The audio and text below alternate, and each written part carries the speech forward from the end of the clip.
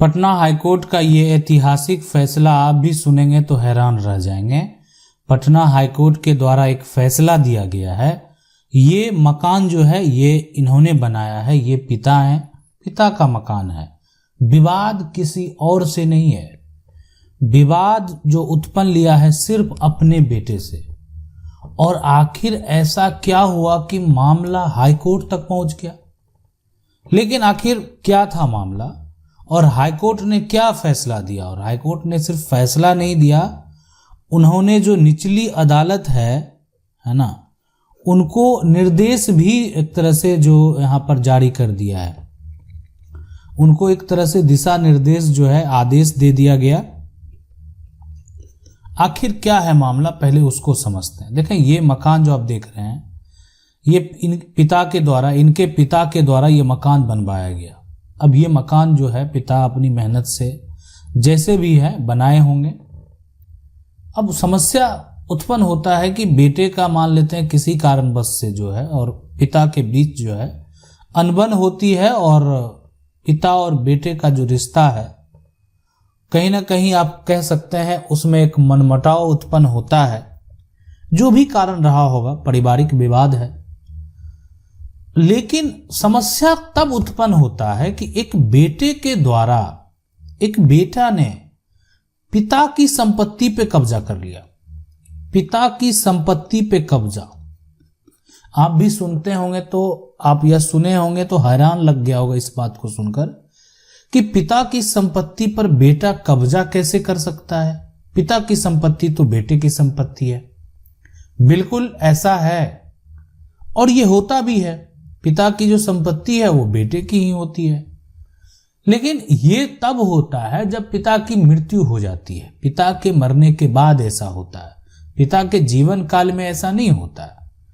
और खास करके उस प्रॉपर्टी को लेकर जो मकान पिता ने अपनी कमाई से बनाए हो, मतलब पिता ने जो मकान बनाए हैं वो पिता अपनी कमाई से बनाया। और उस मकान की अगर बात करें, ये जो आप मकान देख रहे हैं ये इन्होंने अपनी कमाई से बनाया। और बेटा क्या किया है, पिता की संपत्ति पे कब्जा कर लिया। अब यहां पर जो समझना है कि आखिर यानी जो पिता का गेस्ट हाउस होता है उस पर जो है कब्जा कर लिया जाता है। उसके जो कमरे होते हैं उसको कब्जा कर लिया जाता है।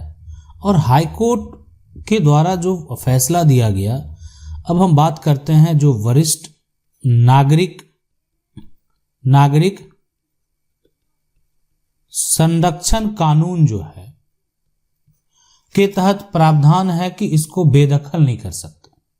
किसको बेदखल नहीं कर सकते? बेटे को जन्म दिए हैं पिता, उसको बेदखल नहीं कर सकते। ऐसा फैसला दिया गया है। आखिरकार आगे क्या होगा ये बात की बात है। अभी जो हाईकोर्ट का फैसला आया है उसमें साफ साफ कहा गया कि वरिष्ठ नागरिक संरक्षण कानून जो है उसके तहत प्रावधान है कि आप इनको बेदखल नहीं कर सकते। लेकिन पिता का कहना है कि बेटा जो है मेरे साथ जो है, यानी ये जो इनका यानी बेटा जो है ना, बेटा जो क्या करता है, गलत व्यवहार करता है। यानी बेटा जो है वो सही व्यवहार नहीं कर रहा, तो अब हम उसको बेदखल करना चाहते हैं। उसको जो है, ठीक है, बेटा जो है संपत्ति पर कब्जा कर लिया है। पिता को ऐसा जो है, पिता के पक्ष में आप कह सकते हैं या बेटे के पक्ष में जो ये फैसला दिया गया है, फैसले में ये है साफ साफ कहा गया है कि आप बेदखल नहीं कर सकते। बेटा अगर गलत व्यवहार कर रहा है और एक तरह से आपकी संपत्ति को अगर जबरन, मान लेते हैं, आप कह सकते हैं इधर जो घर का मकान है, इधर का जो कमरा है ना, उसको जबरन कब्जा कर लिया है। अब ऐसा अगर कर लिया है, ठीक है, तो ऐसा कर देते हैं कि अब बेटा को किराया देना होगा। ठीक है, उसको आप हटा नहीं सकते, बेदखल नहीं कर सकते, उसको किराया देना होगा। अगर आपके घर में रह रहा है ना तो बेटे को भी किराया देना होगा। अगर वो जबरन कब्जा कर लिया, बेदखल नहीं करते हैं, जो किराया होता है बेटा देगा। तब ये जो फैसला हुआ इसमें जो है, जो निचली अदालत का फैसला था उसको रद्द करते हुए हाईकोर्ट ने मजिस्ट्रेट को निर्देश एक तरह से दे दिया कि जांच करे और सही तरीके से उसमें क्या किराया एक तरह से होना चाहिए, कितना किराया, मान लेते कमरा का जो कमरा है उसको कब्जा किया गया तो इसका किराया कितना, एक तरह से कितना होना चाहिए, इसकी एक तरह से स्पष्ट जो है जानकारी प्राप्त करें। लेकिन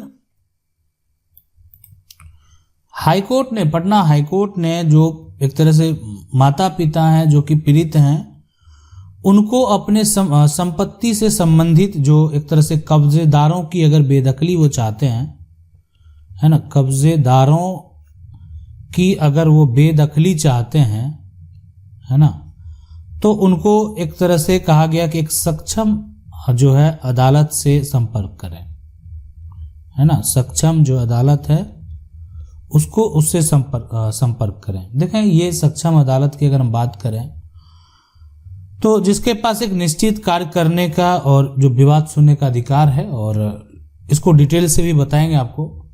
बहुत लोग नहीं जानते हैं तो उनको ये जानकारी जरूर देंगे, लेकिन बहुत लोगों के मन में होता है कि आखिर जो न्यायालय हैं वो कितने प्रकार के न्यायालय हैं। देखें न्यायालय का प्रकार और जो विवाद है उससे संबंधित जो न्यायालय में मामले सुने जाते हैं, दोनों में अंतर है। अब अगर हम यहाँ पर आपके मन में अगर सवाल आता है कि न्यायालय का जो प्रकार है, ठीक है, कौन कौन सा न्यायालय है का प्रकार, तो अगर यहाँ पर बात करें पहला जो आप जो सुने होंगे सुप्रीम कोर्ट के बारे में, जिसको बोलते हैं उच्चतम न्यायालय, उच्चतम न्यायालय। दूसरी जो उच्च न्यायालय की बात करते हैं, उच्च न्यायालय जो पटना हाईकोर्ट है, उच्च न्यायालय का जो फैसला हम आपको आज बता रहे थे कि आखिर ये फैसला दिया गया है ना, ये उच्च न्यायालय है। उसके बाद जिला जो है एक तरह से न्यायालय है, जिला न्यायालय है। तीसरा यहाँ पर जो है ट्रिब्यूनल भी होता है। उसके बाद यहाँ ये चौथा हो गया। पांचवा यहाँ पर जो है फास्ट ट्रैक भी जो है यहाँ पर कोर्ट है। तो ये सभी जो है न्यायालय के प्रकार हैं, और भी प्रकार हैं। लोक अदालत भी जो है उसको भी न्यायालय ही कहते हैं।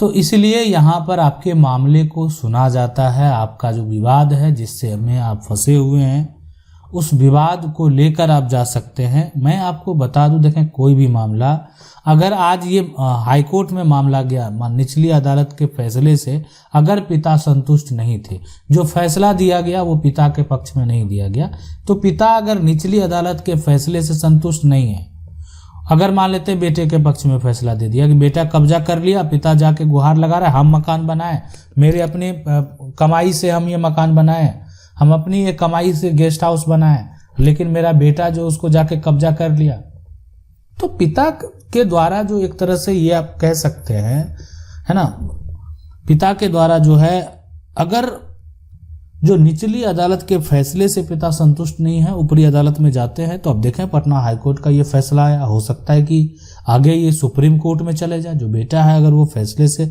संतुष्ट नहीं है, तो इसलिए कि बेटे के फैसले में साफ साफ यहाँ पर कहा गया कि देखें ठीक है, आप उसको बाहर नहीं कर सकते। वरिष्ठ नागरिक जो संरक्षण कानून है, ऐसे ये जो कानून है वरिष्ठ नागरिक जो संरक्षण की अगर हम बात कर रहे हैं, तो ये है उन्हीं लोगों के लिए जो वरिष्ठ लोग हैं, और इसमें बहुत सारे नियम हैं, और इसके बारे में बताएंगे आपको कि आखिर क्या नियम है। मान लेते हैं कि माता पिता हैं, दादा दादी हैं, अब कोई भी है, भरण पोषण से मान लेते हैं उनका भरण पोषण नहीं हो रहा है, तो इस अधिनियम के तहत जो है ना वैसे कानून बनाए गए हैं कि वो दावा कर सकते हैं। मतलब एक बेटा पर दावा पिता कर सकते हैं कि मेरा भरण पोषण नहीं कर रहा है, ठीक है, एक बेटा पर एक पिता जो है वो दावा कर सकते हैं कि मेरा भरण पोषण नहीं कर रहा है, मुझे खाने को नहीं दे रहा है, या उस मेरा जो भी एक तरह से बेसिक नीड है उसको वो पूरा नहीं कर रहा है।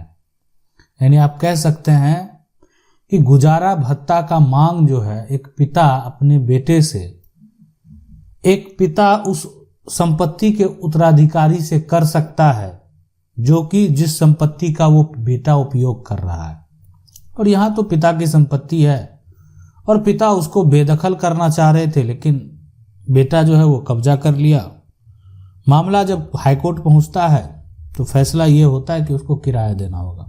तो ये कानून है हमारे देश का।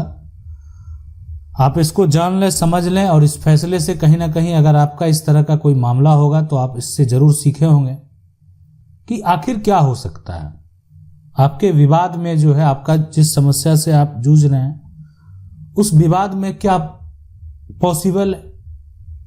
तो ये जानना समझना भी बेहद जरूरी है। आशा करते हैं वीडियो अच्छा लगा होगा। वीडियो को लाइक जरूर कर दें। चैनल को पहली बार देख रहे हैं, सब्सक्राइब करके जो बेल आइकन है उसको जरूर दबा लें। मिलते हैं अगली वीडियो में, तब तक के लिए जय हिंद।